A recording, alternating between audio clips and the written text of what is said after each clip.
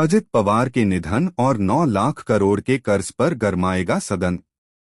राज्य विधानसभा का बजट सत्र कल से महीने तक चलने वाला यह सत्र इस बार राजनीतिक रूप से काफी गमारिया हुआ रहने के आसार हैं। राज्य पर बढ़ते कर्ज का बोझ, आगामी राज्यसभा चुनाव और उपमुख्यमंत्री अजित पवार के आकस्मिक निधन के बाद की परिस्थितियां इस सत्र की कार्यवाही के केंद्र में रहेंगी।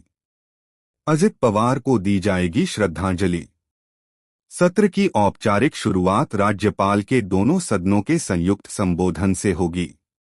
इसके तुरंत बाद पूर्व उपमुख्यमंत्री अजित पवार के सम्मान में एक शोक प्रस्ताव पेश किया जाएगा। गौरतलब है कि 28 जनवरी को एक विमान दुर्घटना में अजित पवार का निधन हो गया था। राष्ट्रवादी कांग्रेस पार्टी के विधायक रोहित पवार ने इस दुर्घटना की पारदर्शी जांच की मांग की है, जबकि कुछ अन्य विपक्षी नेता इस मामले में सीबीआई जांच की मांग भी कर रहे हैं। 6 मार्च को पेश होगा बजट। मुख्यमंत्री देवेंद्र फडणवीस 6 मार्च को वित्तीय वर्ष 2026 से 27 के लिए राज्य का बजट पेश करेंगे। अजित पवार के निधन के बाद सीएम के पास वित्त मंत्रालय का भी प्रभार है। सरकार के सामने सबसे बड़ी चुनौती राज्य के वित्तीय स्वास्थ्य को संभालना है, क्योंकि महाराष्ट्र का कुल कर्ज 9 लाख करोड़ रुपए के आंकड़े को पार कर जाने का अनुमान है। हालांकि सरकार ने महाराष्ट्र को $1 ट्रिलियन की अर्थव्यवस्था बनाने का लक्ष्य दोहराया है, लेकिन उसे राजकोषीय घाटे और बढ़ते खर्चों के बीच संतुलन बनाए रखना होगा। बड़ी परियोजनाओं और जन कल्याण पर रहेगा जोर। इस बजट में राज्य की कई महत्वाकांक्षी बुनियादी ढांचा परियोजनाओं के लिए भारी धन आवंटित किए जाने की उम्मीद है।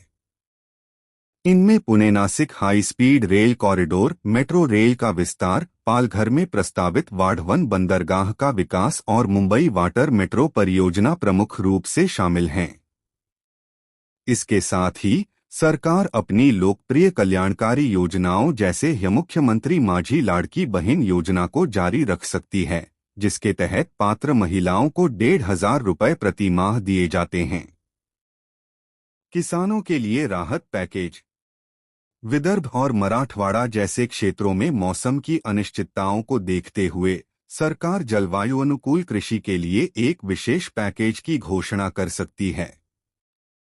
दूसरी ओर विपक्षी दल रोजगार सृजन और सरकार द्वारा चुनावों को ध्यान में रखकर किए जा रहे खर्चों पर सवाल उठाने की तैयारी में हैं। राज्यसभा चुनावों का समीकरण। सत्र के दौरान ही महाराष्ट्र की 7 राज्यसभा सीटें खाली हो रही हैं, जिनमें शरद पवार और केंद्रीय मंत्री रामदास आठवले की सीटें शामिल हैं। 288 सदस्यीय विधानसभा में महायुति के पास 232 विधायक हैं, जबकि जीत के लिए 36 वोटों का कोटा निर्धारित है। ऐसे में विपक्ष के लिए एक से अधिक सीट जीतना बेहद चुनौतीपूर्ण साबित होगा। यह सत्र इसलिए भी महत्वपूर्ण है क्योंकि यह लगातार दूसरा ऐसा सत्र होगा जहां किसी भी सदन में कोई मान्यता प्राप्त नेता प्रतिपक्ष नहीं होगा।